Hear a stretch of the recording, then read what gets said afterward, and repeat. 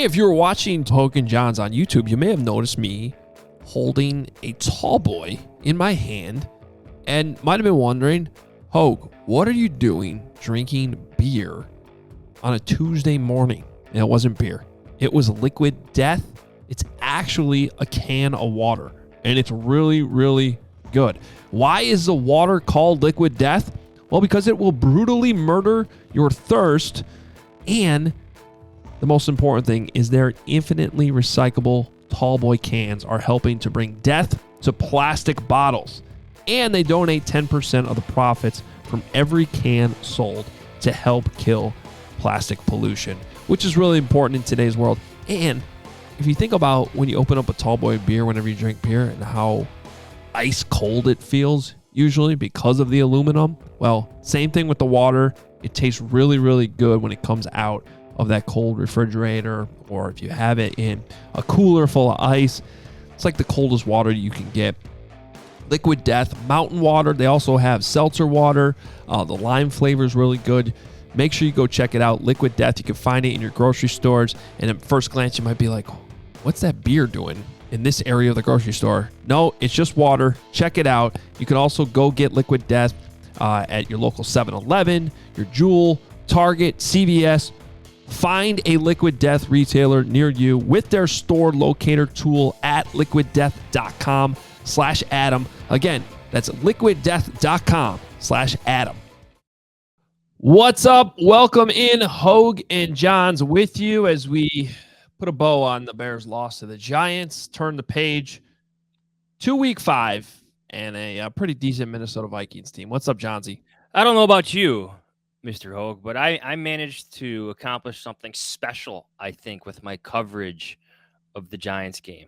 I was not only too soft on Justin Fields, but too hard on Justin Fields for what I was saying about them. So, angering both sides. You know what I've learned over the years? When you get that type of response, it means you did it right. Yes. Right down the middle, fair and balanced, or something like that. I think he sucks. No, I'm just kidding. That's just no. That roller coaster you're riding, man, going down that dip again, huh? Yeah, no. I'm actually this would be like one of those like little bumps in the roller coaster, like that you just go over for a second. Those super fun ones. I don't know if this is super fun, but anyway, welcome in. Follow us on Twitter at Adam Hoge, at Adam Jahns. You can read all of Johnsy's coverage. It'll either make you very, very angry or very, very happy at theathletic.com/Hoge Jahns. I am at allchgo.com, and we'll have the Bears Things newsletter drop tomorrow morning. If you want to sign up for that, make sure you have a membership at allchgo.com. We'll get to our likes and dislikes from this game. Some cool stats that we have. I have to ask Johnsy about something he tweeted yesterday because it made me very, very, very, very, very confused. I'm eager to get to our voicemails, though. I think our listeners are eager to hear them too, because I was getting tweets about them post game and how people couldn't wait to. I think it's the only thing people look forward to after the Bears lose. You know they're going to be good when it fills up fast. Yeah. Well, here they are. The voicemails from the Bears' loss to the New York Giants.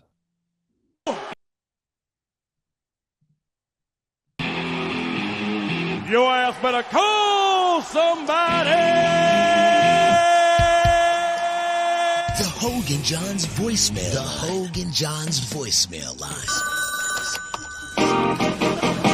Believe it or not, George isn't at home. Please leave a message at the beep. Got any questions or comments about the Bears? Give the guys a call before, after, or even during the game. Go Bears! Hoagie Cat, Johnsy Pip, Bob Dabrowski calling in here from the Meadowlands. Boys, we got the second city versus America's landfill, a.k.a. New York City. You know what we call that? Boys, that's a blood war. Blood war, Bears versus Giants. Justin Fields going to throw for a staggering 170 yards plus. Amazing football. Let's go, Chicago Bears. I'll check in later. Bears 51 for Dick Buckets to 0. Let's go Bears. Chicago Bears Super Bowl. What the hell, Getsy? 3rd and 3, just outside the 5-yard line, and you decide to run it up the middle, fake the handoff, roll Justin Fields out to the right or the left, have a tie down, break out, and run parallel with the freaking goal line for a touchdown. Guess it, you freaking moron! Hey guys, I'm actually in the other room from the TV, just listening to the announcers. Sounds like Justin Fields is playing really well. They say we're opening up the passing game, and he's really looking sharp. Oh wait, that's not at all what's happening, and he's missing throws and not doing solid play action. Oh, I'm confused because what the announcers are saying is not at all what's happening on the field. This is horrible. What are we doing? Fields needs to get better right away. Oh my goodness. Baby steps are annoying because they're only babies. Right. Fields is developing. He's better than last game, but we gotta win this one, boys. Bear down. Hoge Jahns, tough watching this game. So the first half, looks like they're trying to get Justin Fields hurt. Are you sure we signed Badgley and not Daniel Jones to the team? But looks like I'm going to have time here during the halftime break to have a pulled pork sandwich and a brewski. So keep the faith and bear down. Second half adjustments. Here we go. Eddie. Jackson with interception. Jay from Connecticut. Now, offense. Can we just maybe score a touchdown today? That'd be great. Thanks. Well, it's another Sunday tradition. Calling in on the voicemail line to bitch about a team. That just sucks. Bayless Jones Jr. loses the ball in a spot that you just can never lose the ball. I mean, not that you can never lose the ball, but I'm looking in, suing the Chicago Bears. This team has taken off more years of my life than I could frankly care to admit. The fact that we have lost to the New York Giants in a game where we don't even score a touchdown, Matt Nagy was not this bad. That's all I'll say. Man, it's just so depressing to watch the offense play right now, man. There is nothing to show that there's been any sort of improvement from last year to last year's game. It's just bad. It's just bad. At least Brisker's good, though. I want to like this team so much. I really do. But we still stink. And it looks like it's not going to get any better. We can't beat the Giants. They're not a good team. I don't think we're going to be able to beat that many teams in the league. It is what it is. We knew this team was going to stink, but God, man, it's still depressing. 2-2, baby, the Chicago Bears. And just in absolutely disgusting fashion, too. I mean, we just let Daniel Jones run the ball right down our throat along with Saquon Barkley. Our defense finally makes the adjustments, but way too late. And the offense, well, you all know how the offense looks. I mean, you just have to go back and watch week 1, 2, 3, maybe weeks 1 through 17 of last year as well. I mean, shit, I don't really know if it gets any different. I guess the offense sucked. That's almost like a foregone conclusion at this point. So how do you get 0 sacks against this makeshift line? They have one proven offensive weapon coming in the game. They run for almost as many yards as we had against the Texans. And they literally just do not understand gap discipline. This is the first game all year where we had literally no adjustments. Hey, Bears fan, B-Man here. We got to get Justin some help. Let's get a dub next week. Bear down. Hoge Jahns, Johnsy Babe, Bob Dabrowski here, calling in from America's Trash Can. Bears just lost an extremely disappointing game. It's disappointing that they kick a field goal 3 times from inside their own 20. It's disappointing that they punt down 8 with 3 minutes to go. It's disappointing that they continue to play football in a time machine. But it is most disappointing that they did not score a touchdown on that lateral play and have the opportunity to play it safe and kick an extra point. Well, at least Velus Jones is healthy.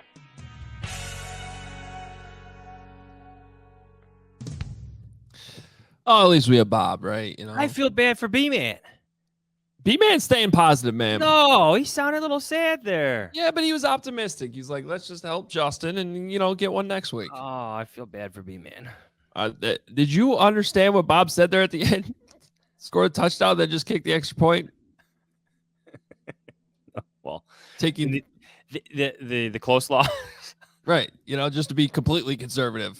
When you need a 2-point conversion, just kick the extra point. take the loss. Nah. Those were more depressing than angry. Like, have we already reached that stage? I think so. When your quarterback is scrambling for his dear life, and when he does have protection, he's missing throws. It's all a problem. Also, there was one voicemail in there I could not understand a single word. I don't know what was going on with that phone, but could not understand a single word. All right, well, at least we have the voicemails. And Bob. What's the first thing you do when you wake up? Is it checking on your credit score? Didn't think so. At Chime, that's exactly what they do. With your secured Chime Credit Builder Visa credit card, you can start to build credit with your own money. Chime reports your payments to credit bureaus to help build your credit over time. Their members see an increase of 30 points on average. All of this with no annual fees, large security deposits, or credit checks to apply. So start your credit journey with Chime. Sign up takes only 2 minutes and doesn't affect your credit score. Get started at chime.com/Adams. That's chime.com/Adams. The Chime Credit Builder Visa credit card is issued by Stride Bank North America pursuant to a license from Visa USA Chime checking account and $200 qualifying direct deposit required to apply for the secured Chime Credit Builder Visa credit card. Regular on-time payment history can have a positive impact on your credit score. Impact the score may vary, and some users' scores may not improve. Out-of-network ATM withdrawal fees may apply, except at MoneyPass ATMs and a 7-Eleven or any Allpoint or Visa Plus Alliance ATMs.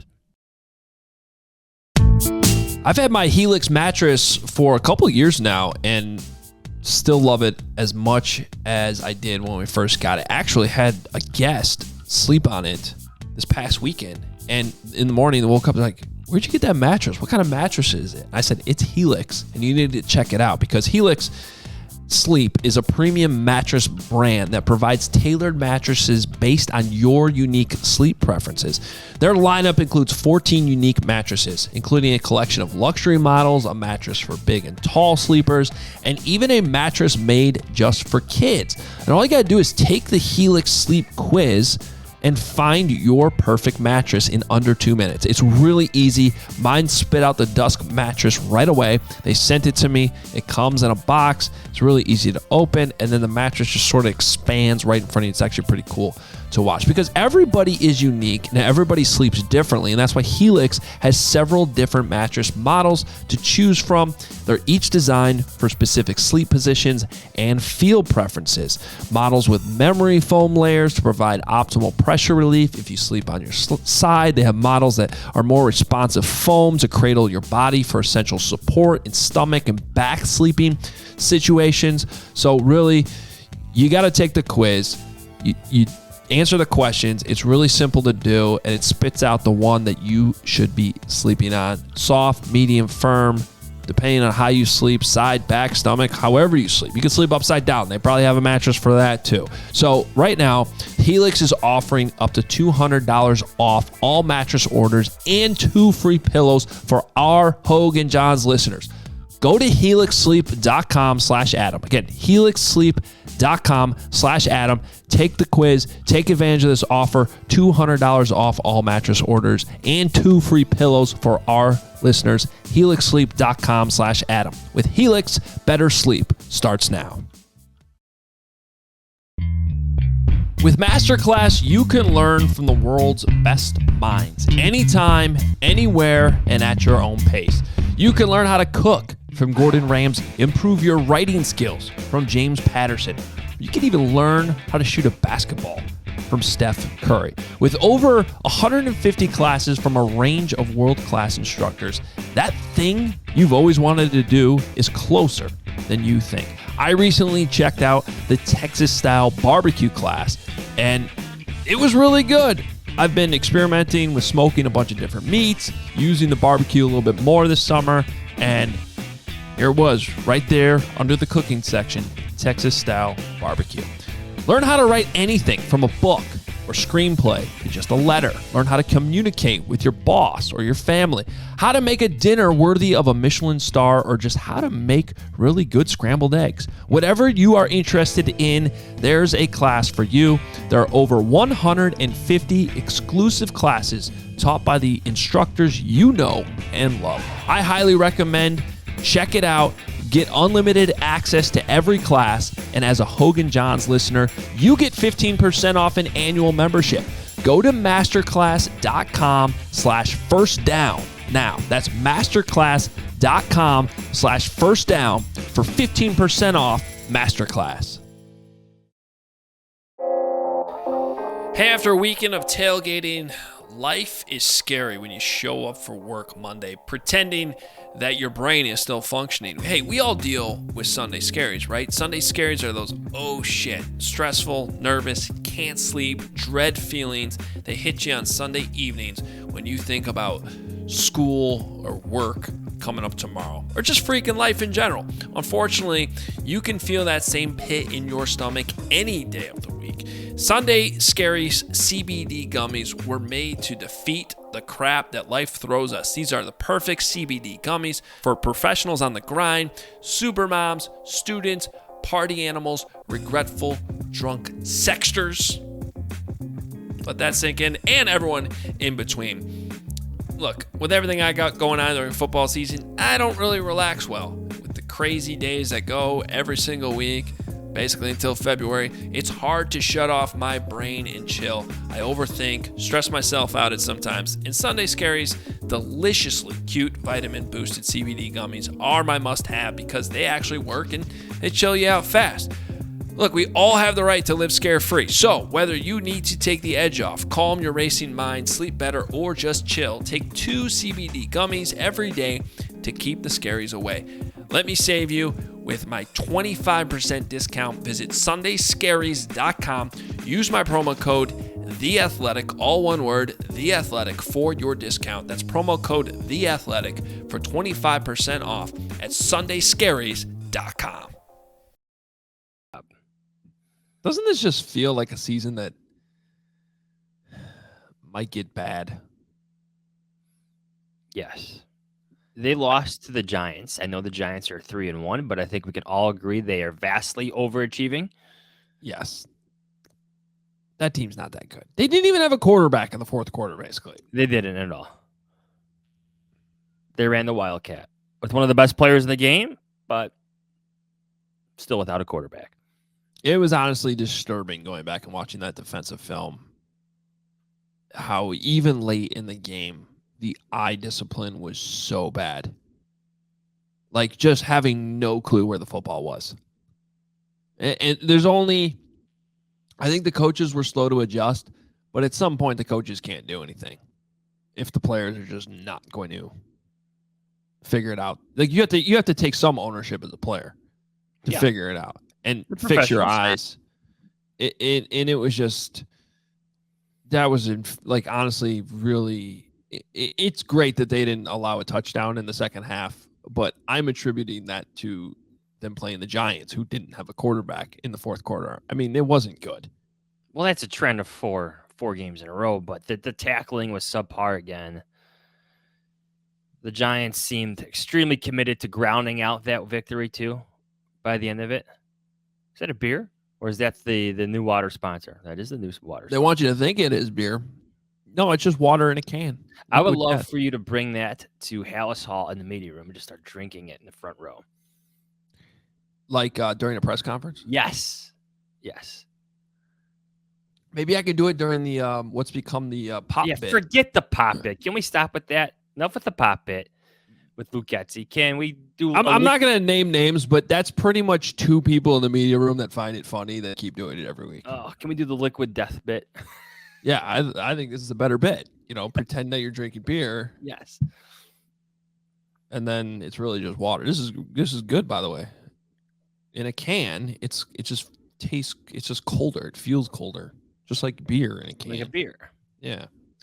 So, and the reason why it's called Liquid Death, by the way, you've heard our ads, because they're trying to kill plastic. Because it's not as recyclable as you think it is. Can I ask you a question? Yeah. You tweeted a graphic from ESPN yesterday. Mm-hmm. It said, looked up ESPN's pass block win stats. Pass block win rate stats heading into week 4. And it has Sam Mustipher at the top with 100%.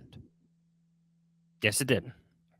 Do you want to know where he is right now on that list right now? Well, yeah, that's why I want to clarify. So this did not include the Giants game. Yes, heading into week 4, everybody. Keywords, heading into week 4. Okay. Not including week 4, but heading into the week 4 slate of games. That's what it means. All right. Do you want to know where he is on that list right now? Yes. He's not on it. Okay. So we went from number 1 to out of the top 10. What's the percentage now? I don't have the full percentages. You'll have to ask Courtney Cronin for that. Oh, because he's not on the graphic anymore? Not on the graphic anymore. Yeah. He Was is not a out good game. the graphic. Yes. Was not a good game for 67.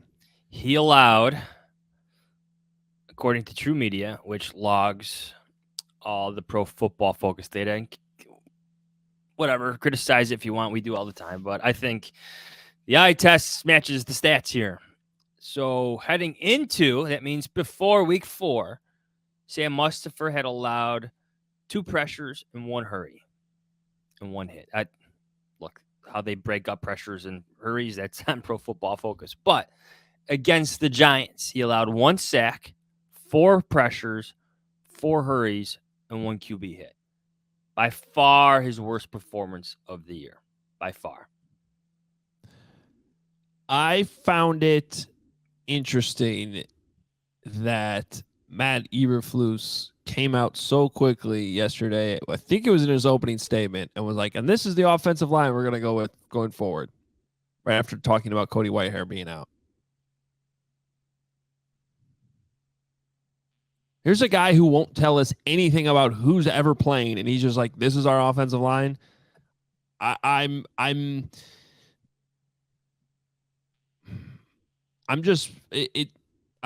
wondering if he's lying. Okay. On purpose, just to throw off the Vikings. Where would you make the change? Because Alex Leatherwood is not ready, everybody. He's still out. We have not seen him practice for a long time because of mono, I believe. Yeah. So your option here is what? Schofield. Michael Schofield at left guard and Lucas Patrick at center? Which I'm not saying that's any better, but because Schofield really wasn't all that impressive. He gave up 1 bad sack in the preseason to Chris Jones. Yeah. One of the best defensive players in the league. But I don't think the Bears made that quick switch just based on that.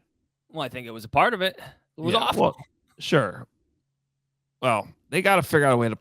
Here's the thing. I know a lot of Bears fans like to pick on Sam Mustipher. He is better than what we saw Sunday. But I don't think Lucas Patrick's been. I don't think Lucas Patrick's been that good either. No, he is not. No, he is not. I'm gonna say something in defense of Sam Mustipher just for a little bit, which is kind of outrageous. I get it at this point, but the guy wasn't expected to be your starting center this year. He wasn't. He was supposed to be like your inside rotational backup guy. Because of Lucas Patrick's hand injury, he's thrown in the center, and he does better than expected for the Bears. Mm-hmm. That Giants game was awful. Awful for him. He'll tell you that. But just given the context of where he's supposed to be heading into this season, I think you take the first 3 games as a positive.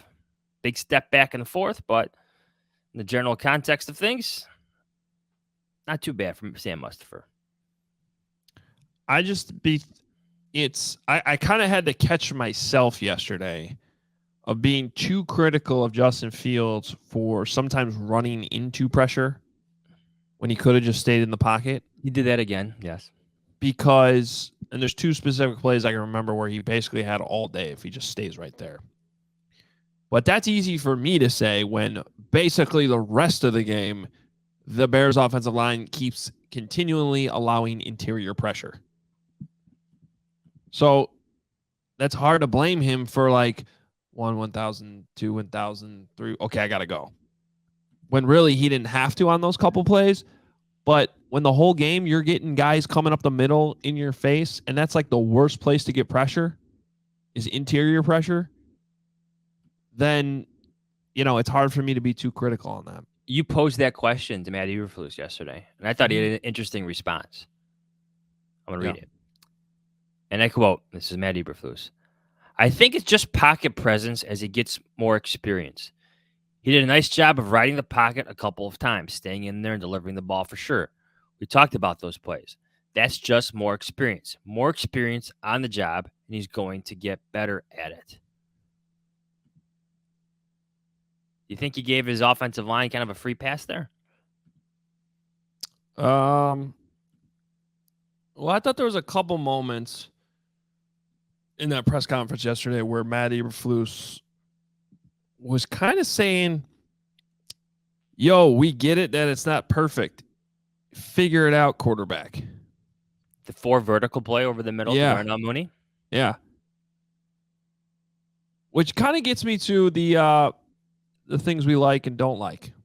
All right, the thing I liked about what Matt Eberflus had to say about that play, and if this is the one that's been on Twitter, I posted the video last night too, the all 22 version of it, where Justin Fields gets a first down on 3rd and 10 with his legs. He manages to make a play, but you could see it even on the TV copy that Darnell Mooney came open up the seam and probably could have been a touchdown.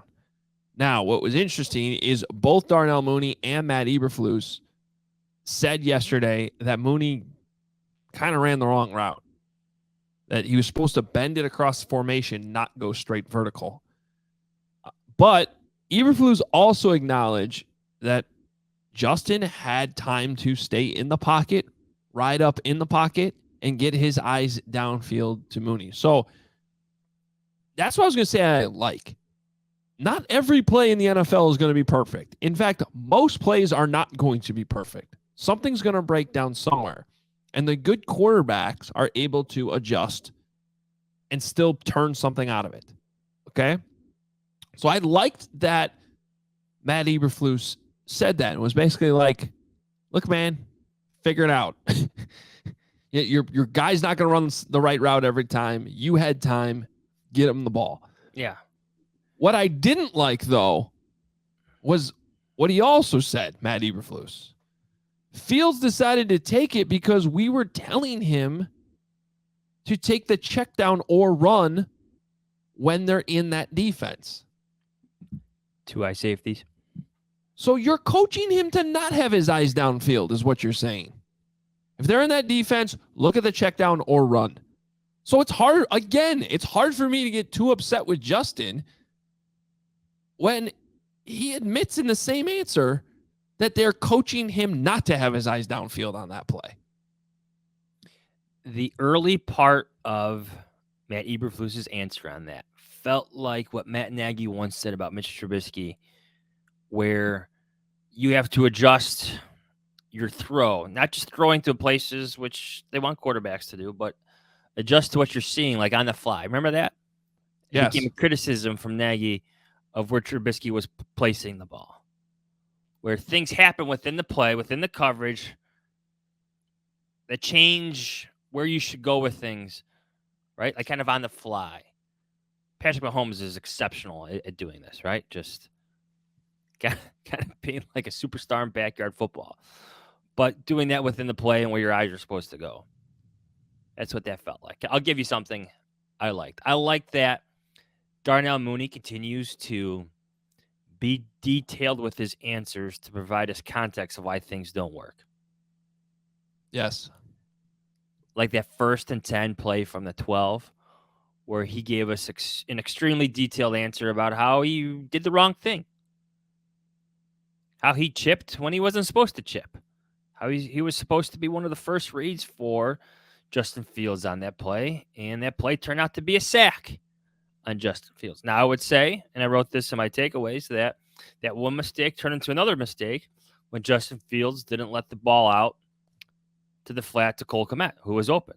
May not be a touchdown, but I'll take 5 or 6 yards over a 2-yard loss. I think everybody would. Another sack, another hit on your quarterback. Have to get the ball out. I appreciate that from Darnell Mooney. What I don't like, and correct me if you think I'm going somewhere with this that I shouldn't. Like Darnell Mooney and Justin Fields both seem to take, I don't want to say a shot, maybe unnecessary criticism of Eddie Jackson's decision to make that interception. Like they both said that like Eddie made the interception and they got pinned down there afterwards, and that became a tough set of circumstances for him afterwards, and that's why the offense didn't work. Yeah. That was first down. Yeah, I don't understand that either. It's not like it's some third down heave down the field. That was, let me get this right. Where was that interception? Also, where they were at, like, yeah, what was the yard line that play was run? It was like a 60-something yard punt, essentially, but... So the Bears take over on their 4. I hear what they're saying. I understand it, but in Jackson's defense, it's 1st and 10 from the Giants 35. They take a shot. He goes up and gets it. He's probably thinking he's got some space if he could break that tackle. Now he doesn't break that tackle. He gets tackled at the 4. They're backed up. But don't tell like one of your best players this season not to go make a play. And again, they weren't doing that, but Fields mentioned it after the game, and Darnell Mooney brought it up on Monday as well. And I just thought that was curious. We'll call it curious criticism of a big play by one of your better defenders this season. Yeah, that is interesting. I mean, really, unless it's 4th down, like you tell him to make the interception. If it's 4th down, sure, knock it down, right? Then you're losing a ton of field position. But yeah, I don't know. That one's. And as someone who's covered Eddie Jackson's full career, if he breaks that tackle, which Eddie Jackson surely is thinking he can do, he is dynamic with that ball in his hands. Yeah. We've seen what he can do. You know he's thinking about it too. Jaquan Brisker loved that play, by the way. He would tell you that not many safeties can make that play. And I happen to agree with him. That was a great interception. And Eddie Jackson's been... The amount of yards that he covered to track that ball. Eddie Jackson had another good game, by the way. Yeah. I'll mark that down as a like. Like, I liked Eddie Jackson's performance, and I like Michael Badgley's performance, stepping in, making 4 field goals, getting a nice thank you and a tweet from Ryan Poles as well for his effort. And a goodbye card, too. Thanks for your service. Goodbye. Yeah, the tweet from Ryan Poles, yeah. Yeah. So he'll, I don't know, he'll probably get another opportunity with some other team at some point this season. You'd think. After that performance, I would think whoever needs a kicker next will give him a call. But it is very Bears, I'm sorry to say, to have an emergency kicker come in, score all of your points, and then be sent packing on Is Monday. that your second dislike? Actually, I think I like that. Like like the very Bears situation? I'm just entertained by it. That is a Bears thing that happens. My second dislike is the I'm gonna put this. So I'll be doing the all 22 film review for our Bears coverage this week, and we're getting to that Mooney play, the deep shot, scramble, and your middle linebacker Nicholas Morrow, who's been all right. I mentioned this on Monday, not on Sunday. Like, he's got to make that tackle on Saquon Barkley. He's got to make more tackles before the third quarter. Yeah, I'll be honest. I haven't been that impressed. No? Nope. He had that great screen breakup against the Texans. This has been this was a bad game. It was. For him. It was not good. Overall, let's see here.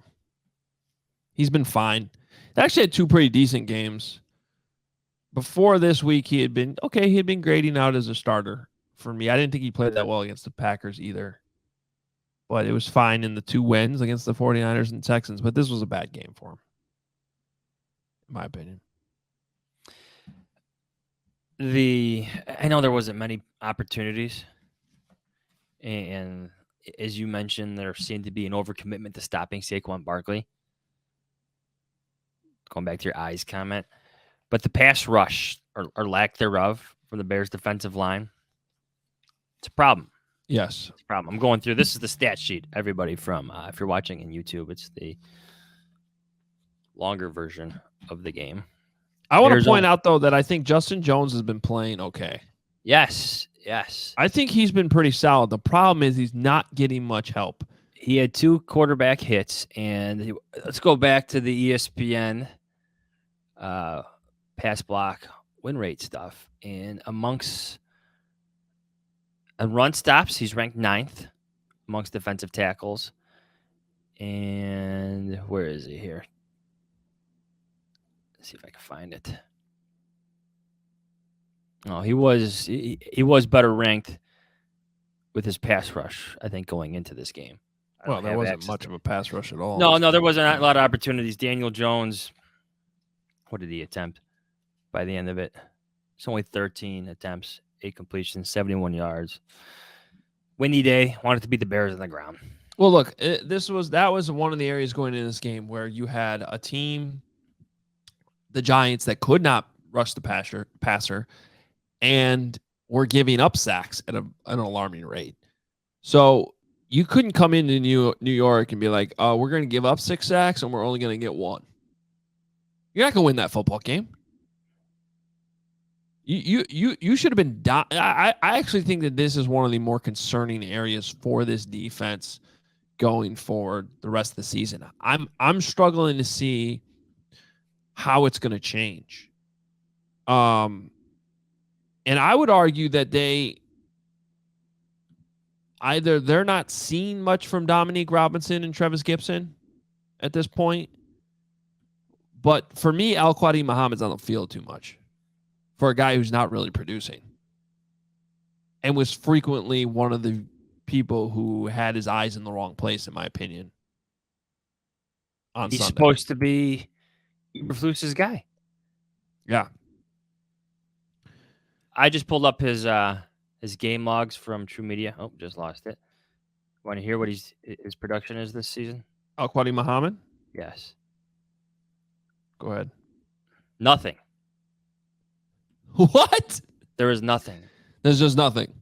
I'm not lying. There is no hits, no hurries. Why does it keep doing that? Hold on. Here it is. There are... Okay, stand corrected. Sorry, it just updated. I was going to say, there's got to be at least something. Yes. It kicked in. Sorry. So, I stand corrected. He had a pressure and 1 hurry against the Giants. His best performance was against the Texans with 4 pressures, 4 hurries. But you're right. There's no sacks. No. And I had that reflected. He played in my opinion, he played like a starter against the Texans. Other than that, though, during the course of the season, a bunch of players that just kind of hover around 0 in my grading system, which just basically means you're a reserve player who could be replaced. That's basically where he is. But he keeps, and now we're 4 games into the season, and there's a couple areas where I'm starting to question the playing time, Johns. Okay? This is one of them. You're supposed to be a young team about development. Like, get Travis Gibson going more. Get Dominique Robinson going more. You're not getting anything from Al-Quadri Muhammad right now. I get that he's like the coaches love him or whatever from what he did before, but, you need some production. By the way, Robert Quinn's not getting the job done either. No, he finished that game with 1 assisted tackle and 1 quarterback hit, I believe. Like I'm okay. He had a bad matchup against Laramie Tunsil last week, who's playing, some of the best left tackle in the NFL right now. I understand that, but this was a week where he should have dominated, and he didn't do much in this game either. In fact, another 0 I have down. Robert Quinn in this game, and then the same thing on the offensive line. I don't know why it took a Cody Whitehair injury to get Tevin Jenkins on the field more. And obviously there's something else going on there that they don't like off the field. They had the issue with the practice a couple weeks ago where they didn't like his Wednesday practice. Okay. But at some point you got to acknowledge that he's playing better than your other interior linemen. And if you want to get your quarterback better, you play the better players in front of him. Yeah. Am I wrong there? No. If there's one bright side of Cody Whitehair, I thought he's been playing. Have you thought what do your grades say? I agree. I thought he was having a bounce back season. Actually playing very well. I had him up in long-term starter category, honestly, almost up to blue chip. Granted, it's still, early in the season and things tend to flatten out over the course of the season, but he was off to a great start. And then I'm trying to find where I had him. Now, ESPN's pass block win rate metric, criticize it if you want, but that takes into account what happens within 2.5 seconds, right? They use the next gen data that's in the shoulder pads or what have you. He's second in pass block win rate amongst guards. That checks out for me. Okay. Yeah. That passes the eye test. The 100% one on Sam Mustipher was a little bit more fishy. Right. I think the context there is always the 2.5 seconds for everybody listening at home. Okay. That's where their data comes from, and that's, ball out, all that stuff. Tevin Jenkins is no longer part of the rotation. That's what I'm getting at in terms of like a bright side. You don't want to lose Cody Whitehair, but now Tevin Jenkins should be getting every single snap at right guard. Against the Giants, he was the Bears' best offensive lineman, not allowing a pressure, not allowing a hit. The other guys, they allowed a bunch. He was the best of the offensive line against the Giants by far. Eye test, stats, whatever have you. I'm sure there's certain things that he missed, some of those stunts, those dog blitzes they had up in the middle, but then the numbers seem to check out for Tevin Jenkins. He's honestly been playing. He's graded out as a long-term starter for me. Granted, he hasn't been playing, full games. This is the most he's played in a game so far this season, but I'm encouraged by what I see from Tevin Jenkins on the field. So, like I said, something clearly behind the scenes has them not wanting to trust him more, but now they don't have a choice. So he's got to play. I don't know why it took an injury to make that happen, but and I would also, depending on how they view Michael Schofield, let's not forget Jatire Carter's on the 53-man roster. That tells you that they like him. They didn't move him to the practice squad or try to get him there. At what point do you have to start looking at other combinations? I think every Bears fan wants to see Lucas Patrick at center.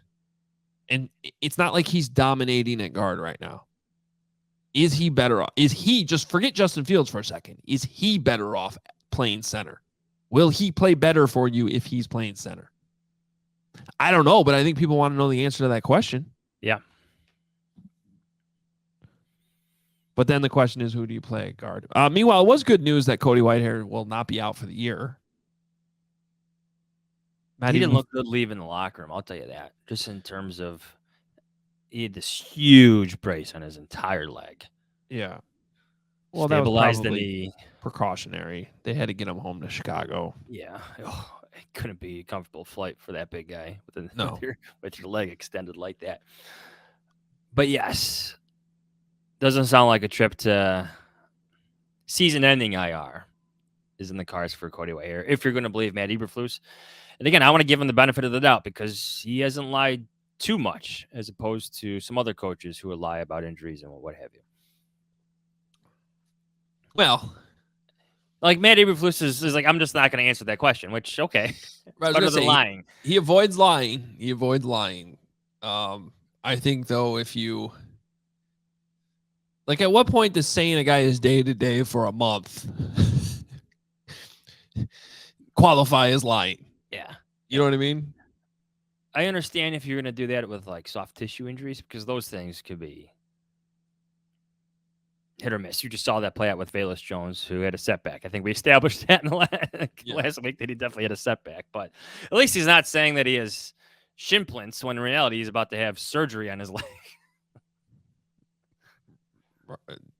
Right. No, I'm not an offense coordinator. I'm not a defense coordinator. I'm not a special teams coordinator, but I coordinate all three. I'll bring up one more thing.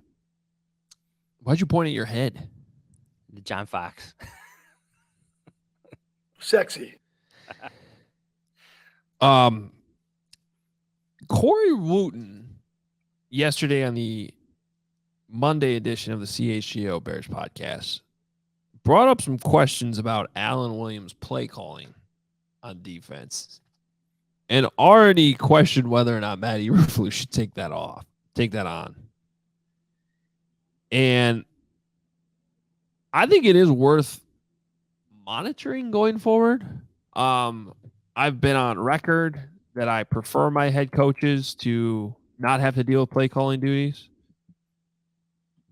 because I think it's better overall for the football team and the game management that is needed during the game. But it has been a little concerning to me about the lack of adjustments at times, or how slow it takes to adjust defensively. So I think it is worth monitoring, and just point out that his defensive coordinator history goes back to the Vikings in 2012 and 2013. Other than that, like, he doesn't have a ton of experience being a defensive coordinator. Which is also one way to look at that is like he needs some time to work it out, get more reps, get more games under his belt. Maybe there's some of that. I'm sure that Matt Eberflus is still heavily involved in what's going on. I'm going to come out in defense of Alan Williams a little bit. Okay. I think what you had was Brian Dable recognizing, we got two rookies on the same side of the field. You're going to give Dable the credit, not Mike Kafka? Okay, both. I thought Kafka. Yes. He's the one calling the plays. Well, what I just loved about what Kafka did was like, okay, they can't stop what we're doing. Let's just keep running the same two plays. Yes. So they obviously ID'd something there. You had Jaquan Brisker and Kyler Gordon on the same side of the defense, and they got beat both on those naked bootleg touchdowns. Like, they weren't even close. It was the same play. Yes, it was. And the two rookies virtually did the same thing. And you heard Matty Eberflus say sometimes these rookies just need to have these moments. They need to experience this. Jaquan Brisker stayed with the tight end too long. It is what it is. Sometimes you got, again, in Alan Williams' defense, you got two rookies in the secondary. You have an underachieving free agent signee in Muhammad. You have your B decision at 3-technique defensive tackle after Larry Ogunjobi didn't get the job. You have an underperforming middle linebacker in Nicholas Morrow. You got another rookie off the edge, 5th-round pick, former quarterback in Dominic Robinson. You just have what you have. You coach them up the best to your ability, really. I don't have time to look this up, but I'm probably something I should already know too. But when Alan Williams was the defensive coordinator in Minnesota, Leslie Frazier was the head coach. And is it possible Leslie Frazier was calling defensive plays. Well, at the very least, you have the same dynamic. Yeah. With Matt Eberflus, where he's heavily involved. It's not his show. Yeah. It's not like when Vic Fangio was the defense coordinator for Matt Nagy, where he's basically got full autonomy to run the defense. Correct. So I'm not there. I'm just bringing up something that Corey Wooten said. I think it's fair to question, and I also think it's a great point and fair to bring up the youth on that defense. I just get concerned, John, sometimes when I see very basic things. Like, it shouldn't have been too hard to adjust to what the Giants were doing in that game. We're not talking about rocket science here and like a crazy offense with Patrick Mahomes out there. I did think that because like that naked bootleg play is such like a forget high school football these days because high school football is so spread heavy now. Yeah. But like grammar school, Pop Warner football where where the coach knows he can get all the eyes in the wrong place. You run the ball a few times. Now the kids are all keying on the run, especially if you got like a good running back there. They're all keying on the big kid that can run hard. And then you just do the naked boot because everybody's cheating on the run. Get some blocking down the field. You got touchdowns. Well, there is that feel to it. Absolutely. And the adjustment is right there in front of you.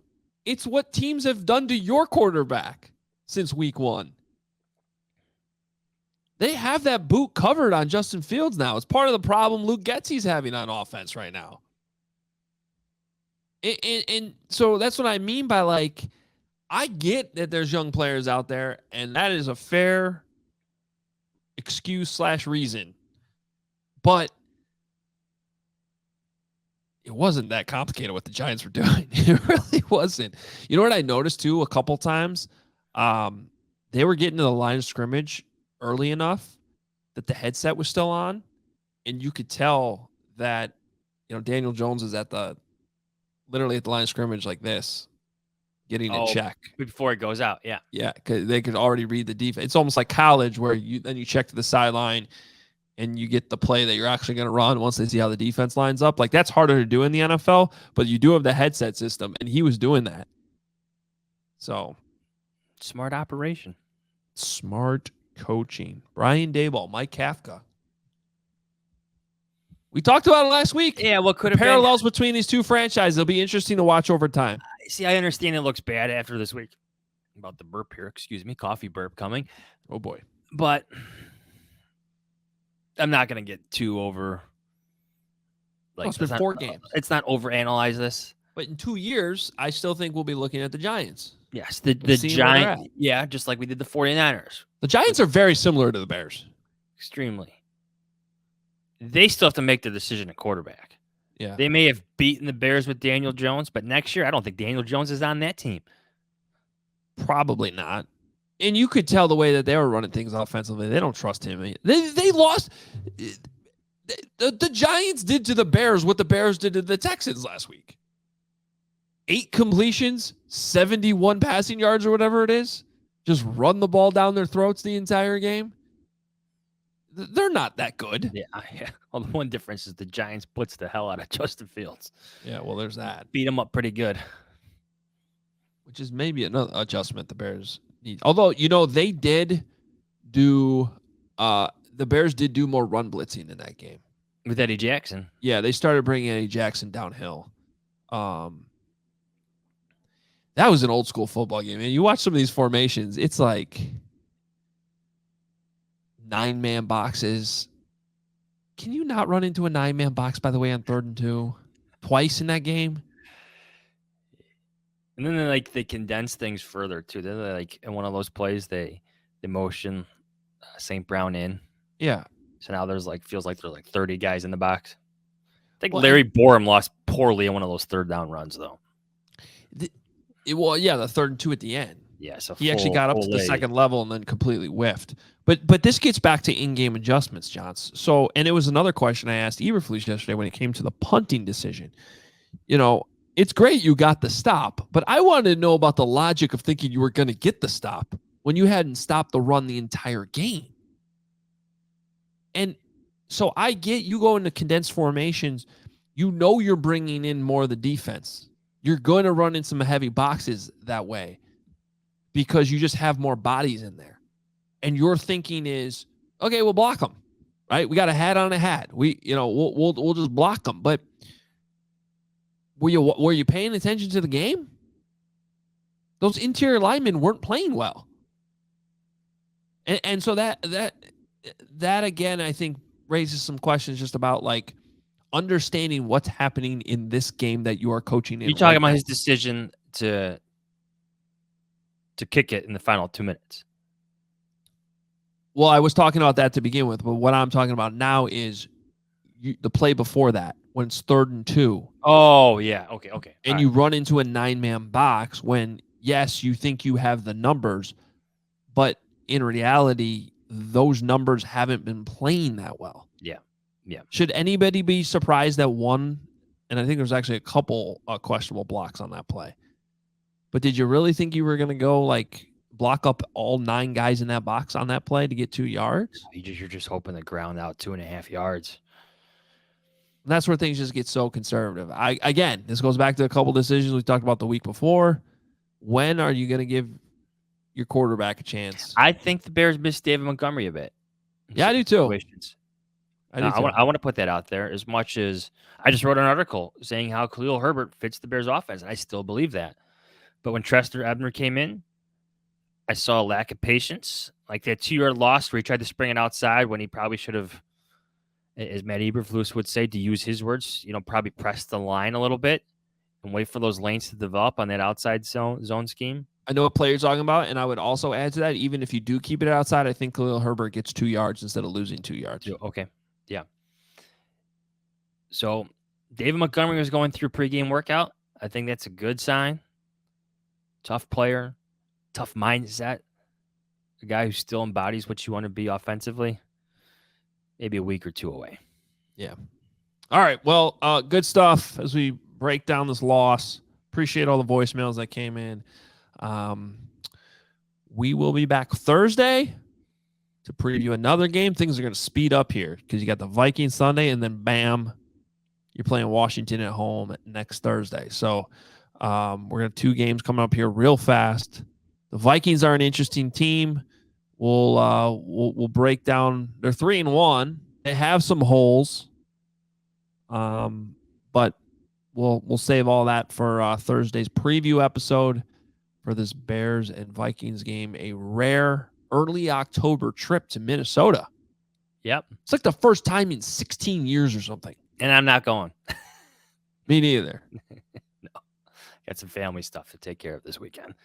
This is one of those trips I actually am going to miss because, all my family that lives up there. Yeah, and that stadium is beautiful. Yeah. What are you going to do? I did not miss going to New Jersey. As what did Bob call it? What did Bob Dabrowski call it? The trash can of America. Well, Can we be honest? When you fly into Newark and just drive with, I love New York City. That's not what we're talking about. Like, you go into New York City, everything's fine. But when you just fly into Newark and take an Uber to MetLife Stadium, just that drive past all those factories and steel and concrete, it's just like, it's gloomy. You know what's not gloomy anymore? LaGuardia Airport. Oh, LaGuardia is amazing. That place is spectacular. Was that your first time there? Since we went there 4 years ago when Yeah. all the construction was going on, like getting a cab or an Uber was painful because you had to walk into traffic. Oh, that was a rare airport that was worse than O'Hare. Yes, but they were working at they kept it open while they worked on it. But now I got off the plane, I was blown away. I'm like, holy crap. That one thing with that, did you see the fountain that comes Yeah. down? Yeah. Well done. When I took James, we went and saw the White Sox play the Yankees in May. I had forgotten because it's been so many years and the pandemic and all this. I had forgotten that they were even working on LaGuardia. And we landed. I got off the plane. I thought we were at the wrong airport. I was like, "What the hell is this?" It blows you away. Yeah, they did a tremendous job. So shout out to New York. It smells good. Think about that. It's like the nicest airport I've ever been at. It is. And I never would have thought that. Just like Boston Logan actually like redoing the United Terminal, moving up our airport rankings. Like O'Hare's got a soft spot for me because it's just so convenient, but they got some work to do. Oh, O'Hare sucks. Like, can we stop with the flat buckets of plastic that, get the dripping water out of the roof? Right. Can we fix that? No, you can't fix that. You have to walk 3 miles every time your flight comes in at 10:30 at night. You're always in the last gate. Yeah. Although I will say this time when we landed from our plane landed from LaGuardia, we got like right off the plane, and you're at that one gate on the B concourse, where you walk out the jet bridge, and like right away is like the stairs down to the baggage claim. Oh, that's nice. So it was pretty convenient. The seasoned travelers out there that are listening know what I'm talking about. Oh yeah, I know exactly what you're talking about, but you flew back Monday morning, right? Correct. Yeah. It's the late night flights. I swear, if you come in late, you always end up at the last freaking gate. Yeah. And you walk through an empty airport for what seems like 15 minutes. It's true. Just to get to your car. But all right. Follow us on Twitter at Adam Hoge, at Adam Jahns. I like what you did yesterday too with the gifts. Bears Twitter. Yeah, we'll keep doing that. That's good stuff. Gotta have fun. People gotta. Football should be fun for a little bit. I'm gonna have fun. I do think this offseason is gonna be fun regardless.